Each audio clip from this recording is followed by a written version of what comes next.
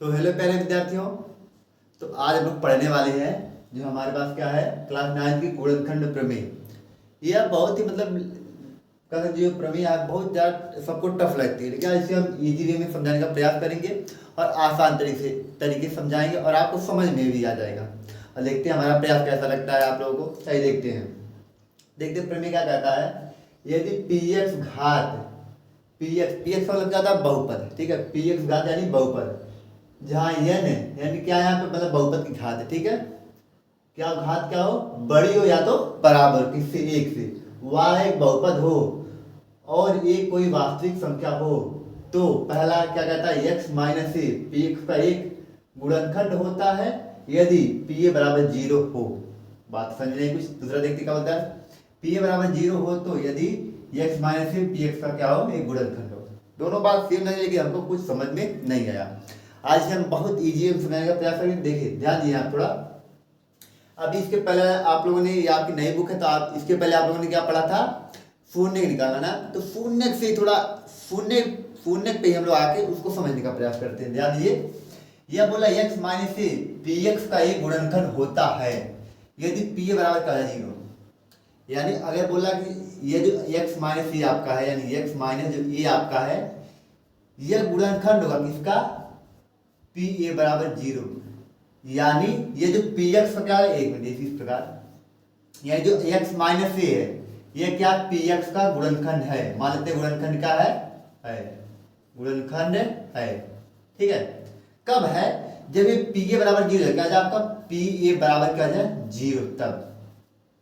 यानी कहने का x minus A P x का क्या है गुणनखंड है। कब, जब ये आप क्या हो जाए पी ए बराबर 0 हो जाए।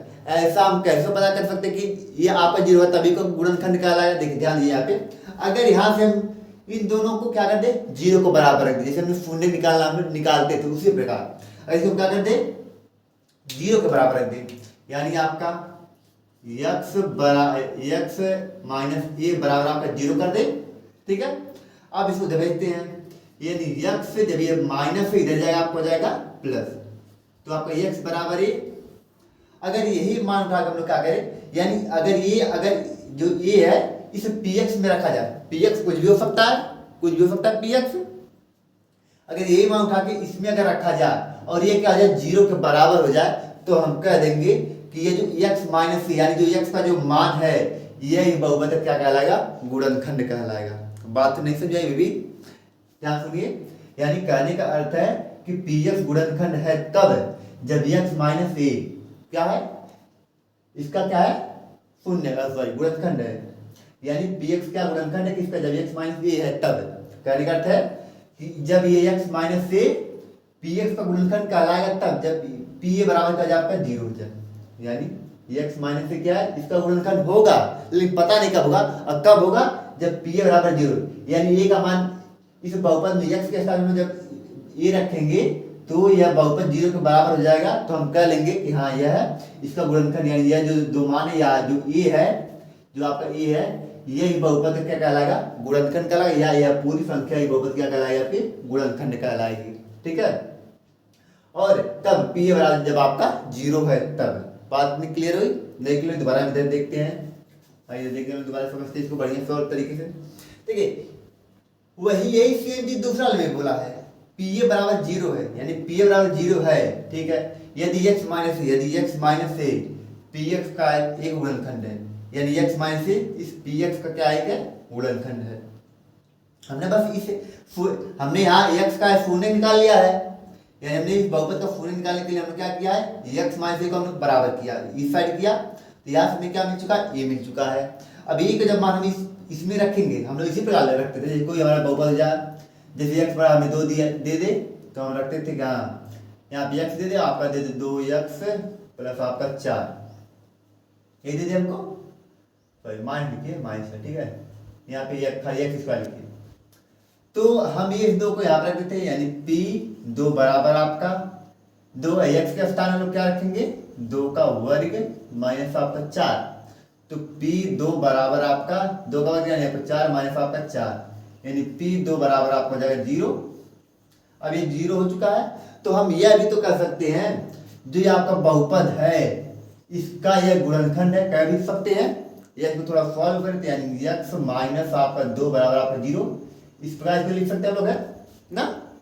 तो हम कह सकते हैं जो ये जो x माइनस 2 है इस बहुपद का क्या है, गुणनखंड है। बस वही सेम चीज हम यहाँ कह रहे हैं, जो x माइनस है, जो यहाँ पे ये क्या हमारे पास है 2, यहाँ पे ये है, ये हमारे पास क्या यहाँ पे है 2 है, ठीक।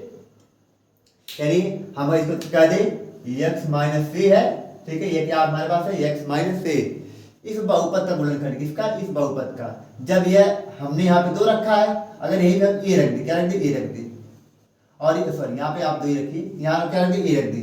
अगर ये क्या आपको जाता है 0, तो हम कहेंगे x माइनस ए जो है इस बहुपद का क्या है, गुणनखंड कहलाएगा। बात समझ में आई, नहीं समझ में आई तो एक और तरीका हमारे पास है इसको समझाने का, जो आप लोग के उत्पत्ति में दिया होगा। चलिए यहाँ से हम लोग समझते नीचे देखते हैं। हमारे ख्याल में आप लोग की इतनी बातें क्लियर हो गई होंगी समझाने के लिए, और नहीं हो तो दोबारा प्रयास करते हैं। इसमें दिया है क्षेत्रफल प्रमेय, यानी अगर कोई क्या है बहुपद है वह इस रूप का होगा, क्योंकि आपकी क्षेत्रफल प्रमेय आपके निकल चुकी है ना, पिछले वाले इसके चैप्टर में थे जो पुराने बुक में, नई वाली बुक में नहीं है। बस आपको प्रूव करने के लिए दे दिया है कि पी एक्स जो क्या है x माइनस ए, जहाँ पे आपका क्यू एक्स कोई एक भागफल और धन आपका शेषफल, यानी आपका पी ए। यानी अगर बोल रहा है पी ए क्या हो जाए, 0 हो जाए। पी ए देखिए, पी ए क्या है ना, पी ए अगर पी ए क्या हो जाए 0 हो जाते हैं, जरा हम देख लेते हैं। तो पी एक्स बराबर आपका x माइनस ए और आपका क्यू एक्स। अगर ये क्या आपका 0 और हो जाता है प्लस आपका 0, इसका काम खत्म हो गया, यानी इनका पूरे का काम क्या हो चुका आपके पास, खत्म। तो बचा क्या आपका यह और यह।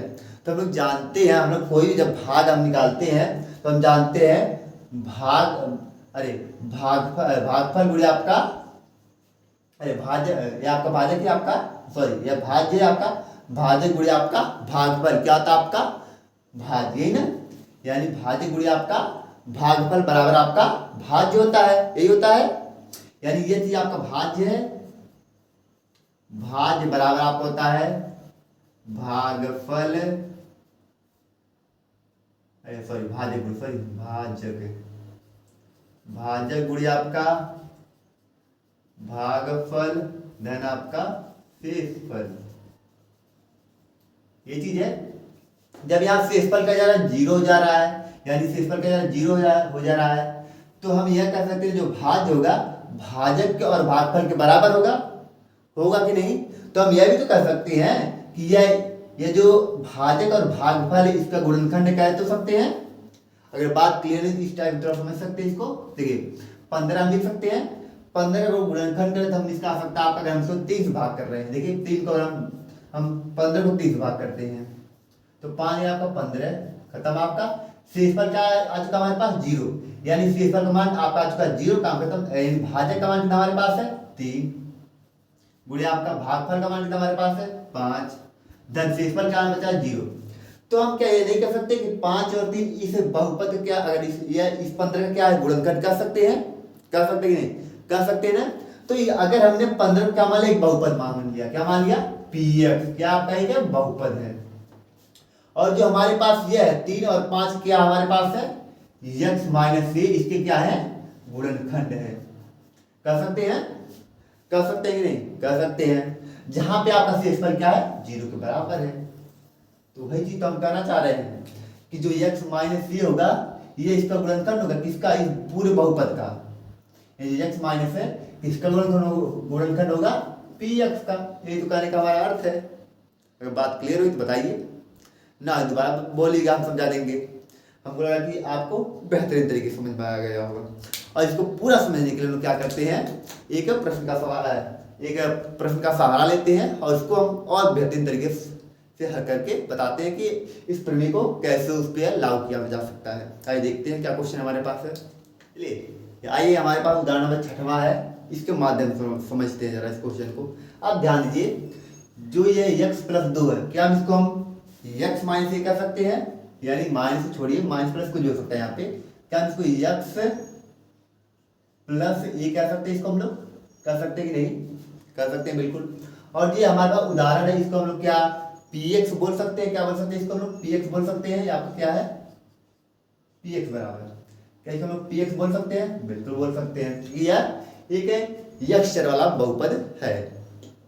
जब इतनी बातें हो चुकी हैं तो प्रमेय कहती है कि जो x प्लस ए है या x माइनस ए जो है, प्रमेय के अनुसार x माइनस ए जो है, यहाँ देखिए जो x माइनस है ये बहुपद का गुणनखंड कहलाएगा कब?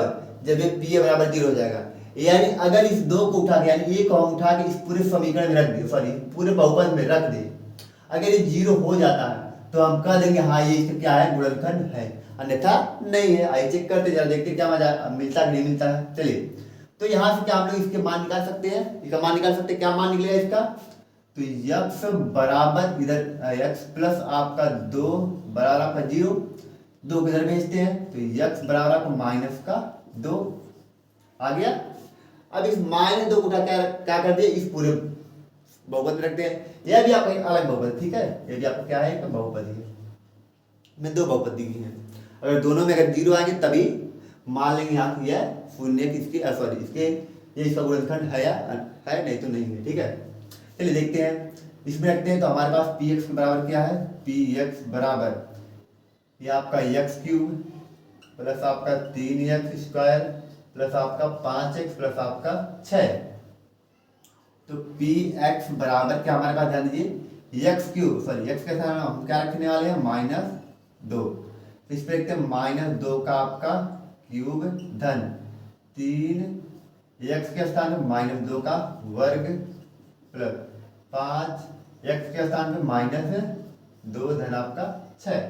इधर p -2 बराबर आपका, हम लोग जानते हैं -2 गुणे आपका -2 गुणे आपका -2, दो दूनी आपका 4, तो माइनस प्लस हो जाएगा। लेकिन फिर जब माइनस गुणा करें तो आपका क्या जाएगा? -2 दूनी 4, 4 दूनी आपका 8, तो आपका माइनस का जाएगा 8 प्लस -2 का जब वर्ग करेंगे तो माइनस माइनस हो जाएगा आपका प्लस, 2 का वर्ग आपको जाएगा 4, तो 4 3 आपका 12 प्लस, जब यहाँ पे आपका 5 दूनी आपका 10, तो इस प्लस को या माइनस क्या कर देगा? माइनस, राइट, इसको माइनस आपका 5 दूनी 10 प्लस आपका 6। ट्राई मारते देखते क्या था हमारा? p -2 बराबर, अब ध्यान दीजिए किसी को सॉल्व कर लीजिए, इसको सॉल्व करें पूरा पहले, या पहले इतने जिसके पास प्लस उसको जोड़ लो। या आपका प्लस का 12 है, आपका प्लस का 6, तो 12 और 6 मिलकर आपके क्या आ गया? आपको नहीं समझ में आता, सिंपल सीधे करिए, यह -10 है और यह प्लस 6 है, तो -10 में जब प्लस 6 आपका जाएगा, यानी घटेगा, कितना आपका आंसर आएगा? तो -60 प्लस आपका 12, जब ये घटेगा बचेगा -4, ये बचेगा, ये बचेगा। चलिए, तो 12 प्लस का -4, तो घटेगा कितना आपके पास होगा? ध्यान दीजिए p -2, तो -8, जब ये घटेगा तो आपके पास कितना बचेगा? यह है बड़ी संख्या में प्लस है तो प्लस आएगा, और 12 में से 4 जाएगा बचेगा 8, तो -8 प्लस 8 बराबर, यानी आपका हो जाएगा 0। तो इसका मान क्या आपको हो जाएगा? तो हम कह सकते हैं इस बहुपद का यह गुणनखंड है, यानी इस बहुपद का, यानी ये जो बहुपद है इसका यह गुणनखंड है। इसको अब शेषफल प्रमेय से हम लोग सॉल्व करेंगे, ठीक है, देखते क्या आता है। चलिए इसका जरा चेक कर लेते हैं, यहाँ चेक करते हैं, तो चेक करते हैं जरा, जानिए कैसे इसको। तो p हमें क्या रखना है? x बराबर -2, यहाँ पे भी हमें क्या रखना है? x बराबर -2, इसमें रख चेक करते हैं, तो p -2 बराबर आपका 2 आपका और -2 x के स्थान पे प्लस आपका 4, तो -2 और +2 मिलकर आपको जाएंगे -4 प्लस का 4 पहले से, तो बराबर है, यानी p -2 बराबर आपका 0। तो हम यह भी तो कर सकते हैं इसका भी ये गुणनखंड है, सॉरी मतलब यह जो है इसका भी गुणनखंड है। अब यह शेषफल प्रमेय द्वारा हम चेक करते हैं, भाग देके चेक करते हैं, भाग देके चेक करते हैं क्या हमें मिलता है। और भाग देने का जैसे सिंपल भाग है ऐसे इसको वो वाली भाग नहीं है, थोड़ा यह डिफरेंट अलग भाग जाती है। देखते हैं कैसे डिफरेंट और अलग भाग यह है, ये आप लोग समझ गए। नए क्वेश्चन, इस क्वेश्चन के माध्यम से हमने इस प्रमेय को पूरे आसान तरीकों से समझा दिया है।